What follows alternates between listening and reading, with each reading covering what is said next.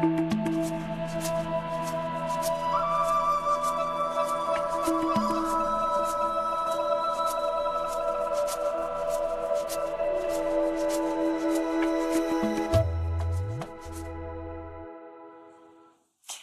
à toutes, bienvenue à tous. Nous sommes très heureux de vous accueillir ce dimanche matin pour une nouvelle émission consacrée à l'ouvrage Le Rire du Tigre sur Maître Tézen Deshimaru.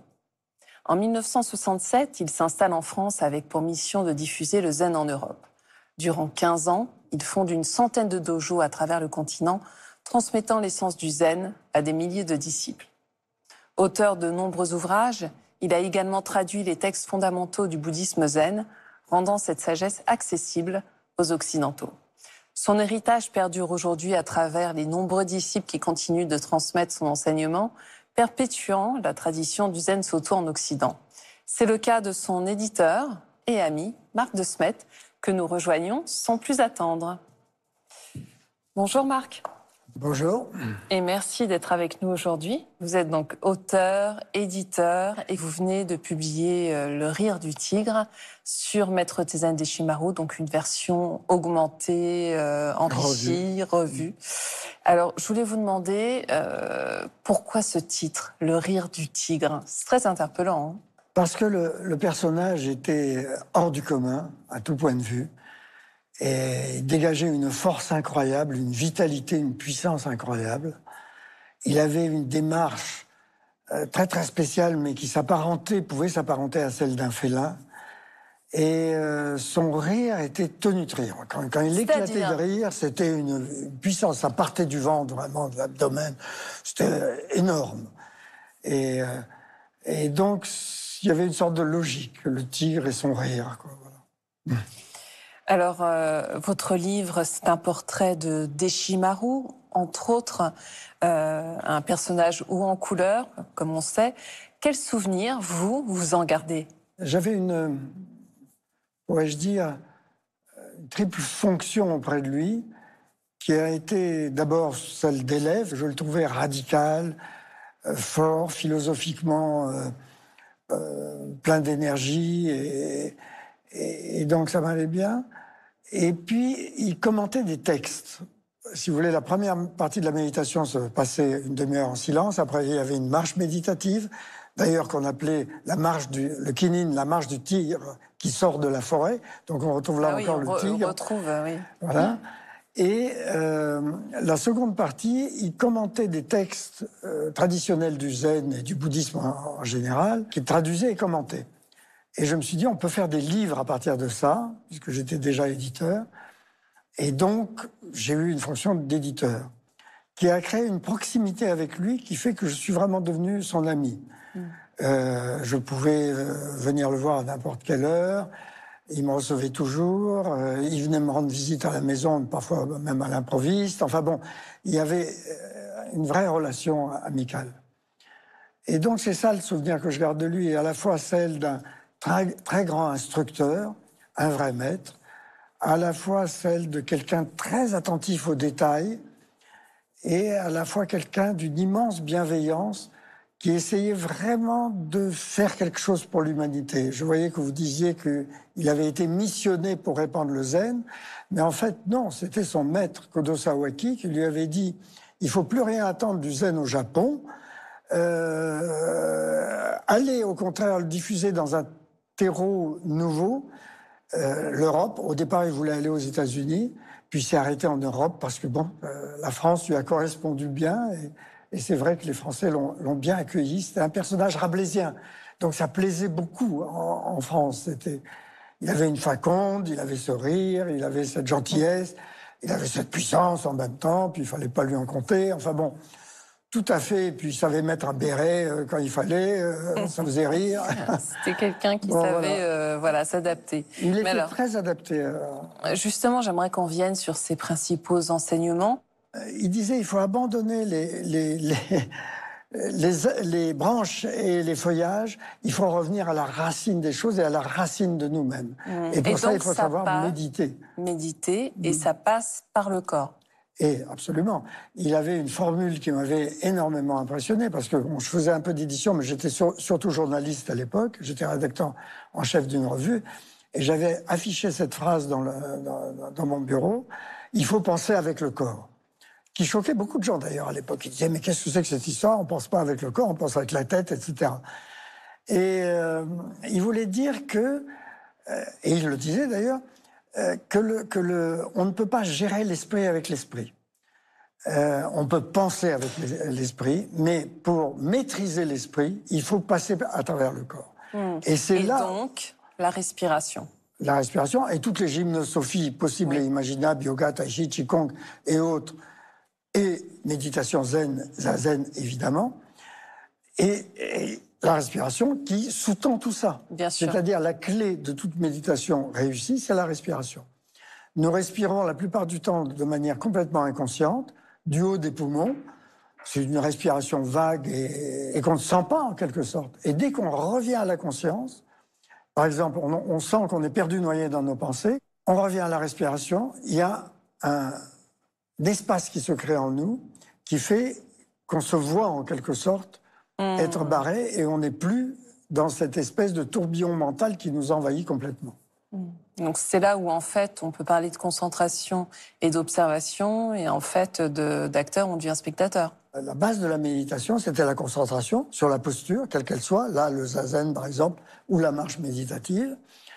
Bon, complètement concentré sur sa respiration en même temps. Il avait cette formule qui disait « il faut porter son attention sur une expiration profonde », c'est-à-dire sur une expiration qui va dans l'abdomen, dans ce que les Japonais appellent le hara, qu'on appelle aussi le kikai tanden, l'océan de l'énergie, et qui correspond en fait à ce deuxième cerveau dont nous parlent les scientifiques d'aujourd'hui, qui se trouverait dans nos intestins. Et en quelque sorte, il y a une sorte de changement de polarité. On n'est plus là-haut, on est là, si vous voulez. Et on travaille le corps d'une manière complètement différente. Bon, Deshimaru disait aussi, il faut regarder en méditation ses pensées, ses images, ses émotions comme des nuages dans le ciel qui passent.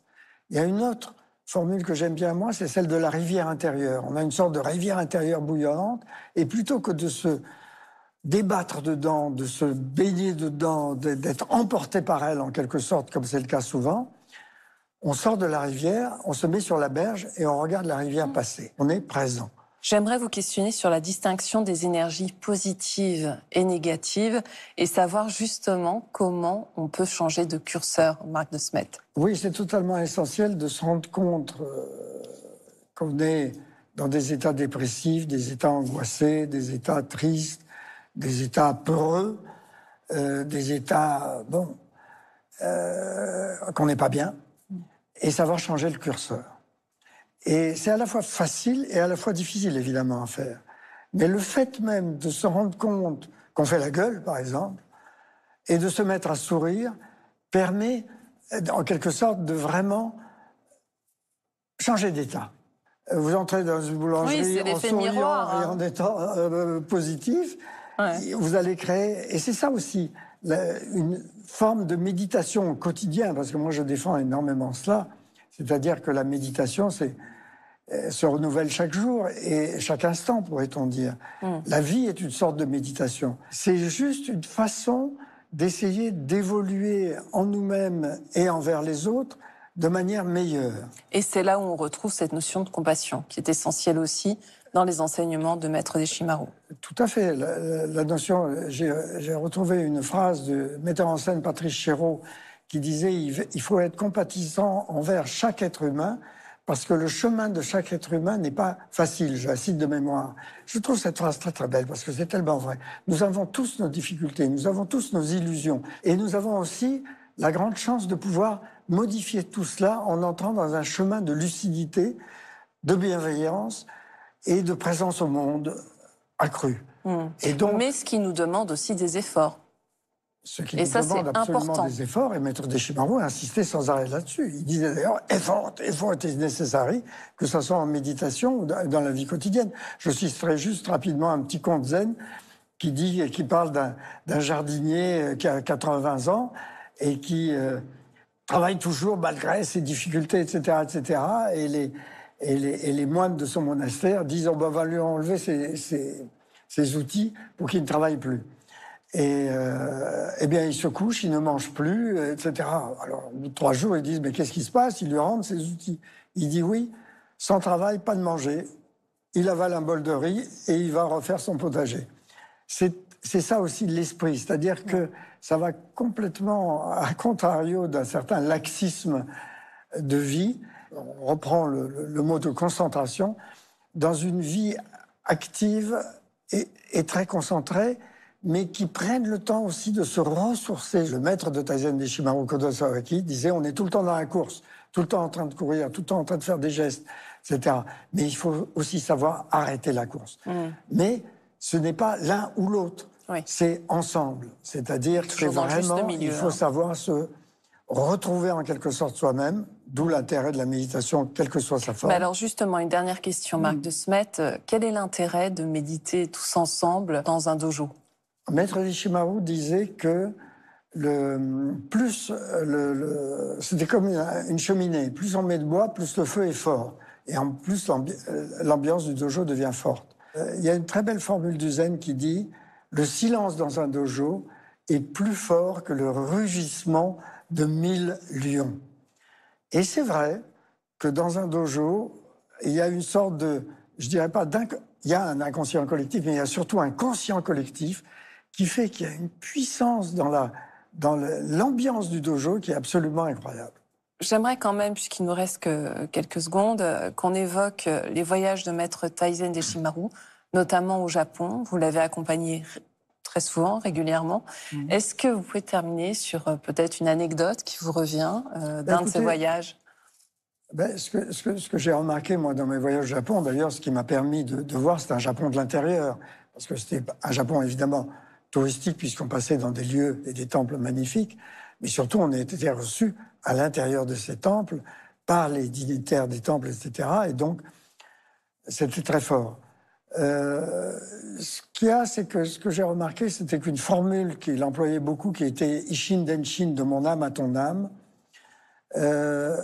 était une formule très, très courante au Japon et qui avait cette sorte de sens télépathique japonais qui venait peut-être du zen, mais qui faisait que le silence entre 2 personnes était un silence communicant et pas un silence mort. Vous voyez ce que je veux dire? Ou tiens, on va rattraper ce silence parce qu'on ne sait plus quoi dire, tiens, on est gêné par le silence, etc., etc. Voilà. Et puis il avait reçu aussi des jeunes moines qui lui disaient « mais tout le monde est angoissé, on en revient à l'angoisse, qu'est-ce qu'on peut leur donner ?» Et il disait « mais oui, vous avez vos cérémonies votives, etc., etc., mais revenez à la racine. » On revient à la racine encore une fois, de la méditation. Faites méditer les gens pour qu'ils retrouvent justement une racine intérieure, un silence intérieur, un calme intérieur qui va les ressourcer profondément. Et ces paroles sont très utiles, encore une fois, aujourd'hui. Oui. Merci infiniment, Marc de Smet, d'avoir été avec nous aujourd'hui.